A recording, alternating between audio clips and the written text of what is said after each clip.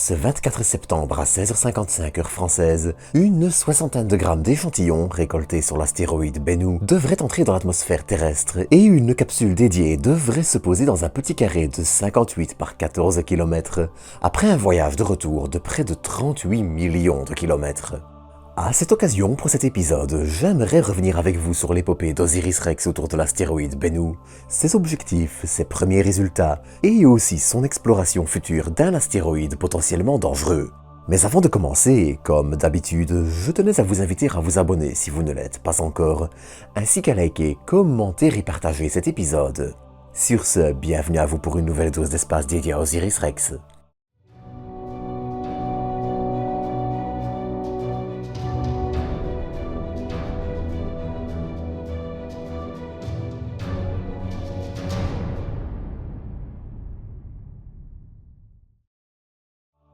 Le 8 septembre 2016, un lanceur Atlas V s'élance de son pas de tir de Cap Canaveral avec à son bord, vous vous en doutez, la mission américaine Osiris-Rex.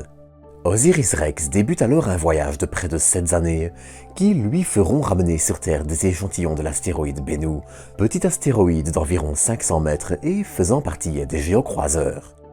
Bennu est en effet un petit astéroïde dit de type C, classe d'astéroïdes riches en carbone et qui représente près de 75% des astéroïdes connus.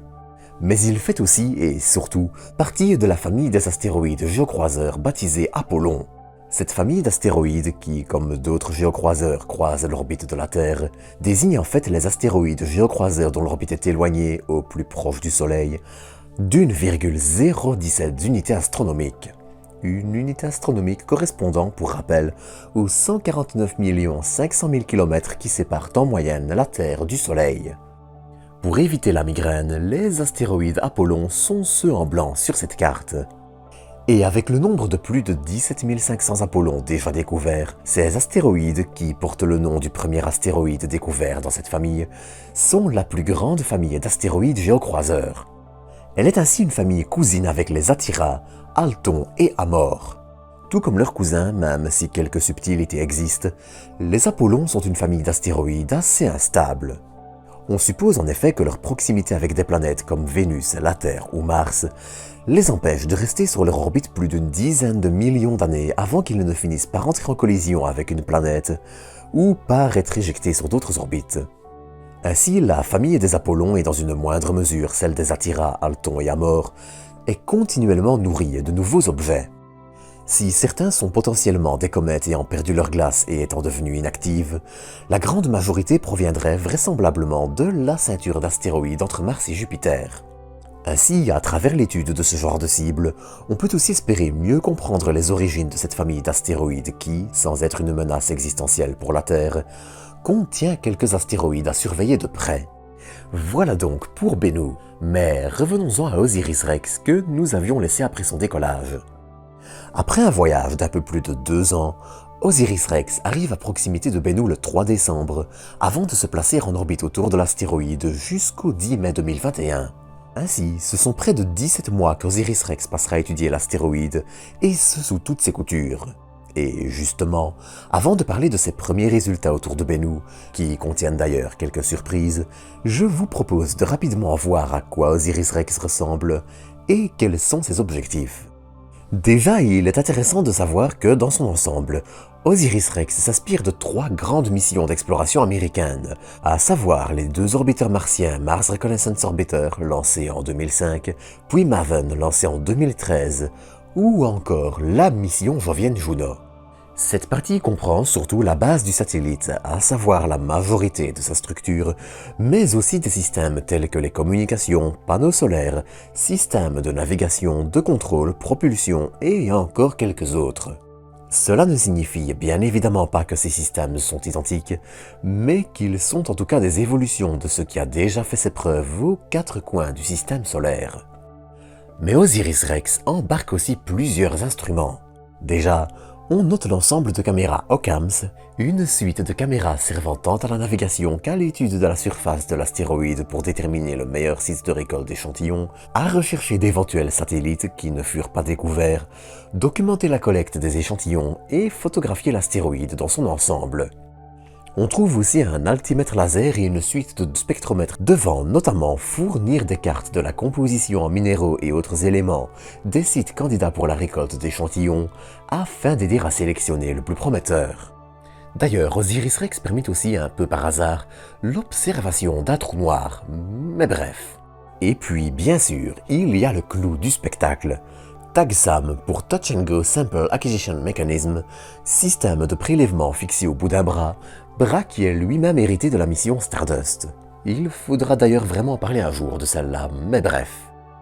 Je vous fais la version courte, mais l'idée est de s'approcher à 10 cm par seconde de la surface de l'astéroïde avant qu'un contact de 5 secondes avec le sol n'ait lieu.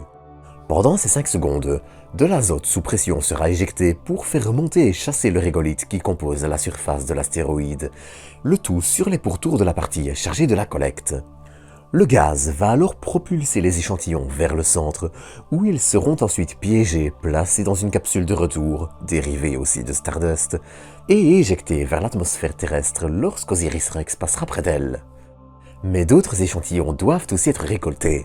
En effet, 24 petites pastilles d'1,75 cm, faites de métal et recouvertes de velcro, doivent aider à capturer et piéger des échantillons de moins de 3 mm, et ce pour aider à mieux comprendre l'altération des sols d'objets exposés au vide spatial, notamment à travers l'effet des vents solaires.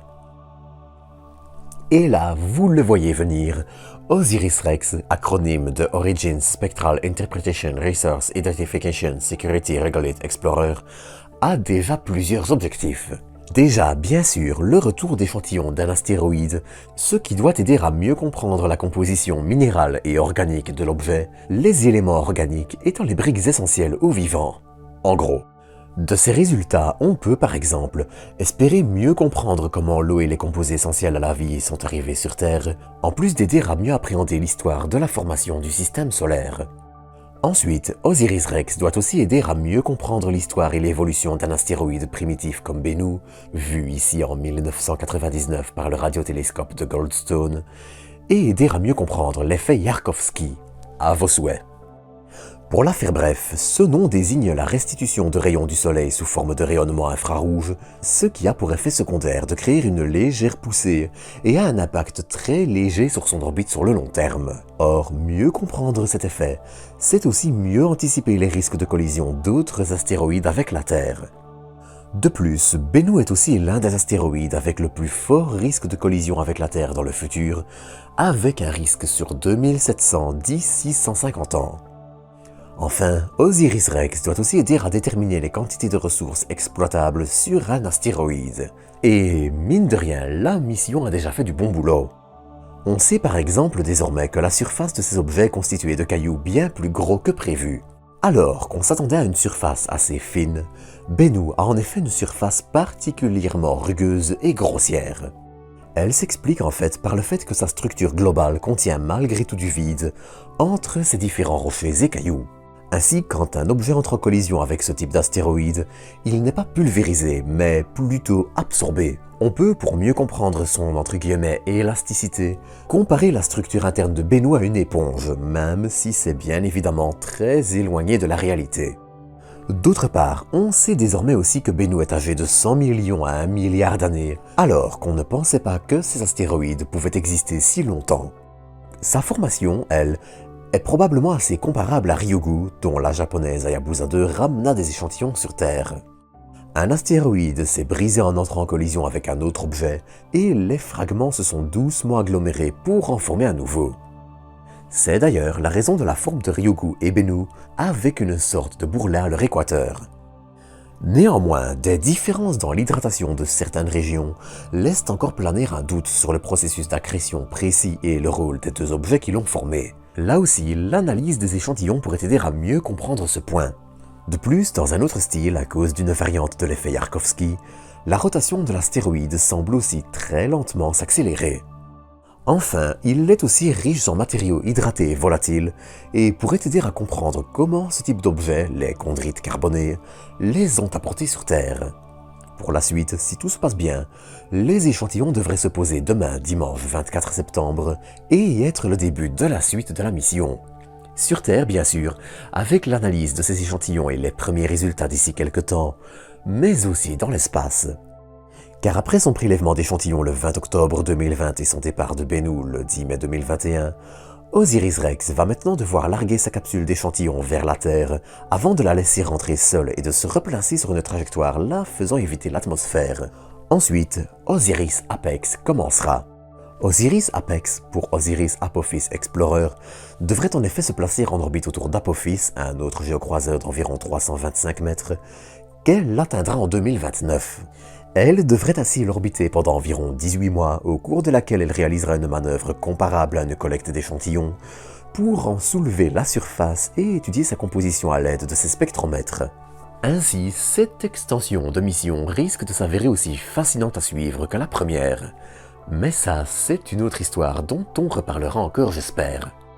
Sur ce, à bientôt pour de nouvelles doses d'espace.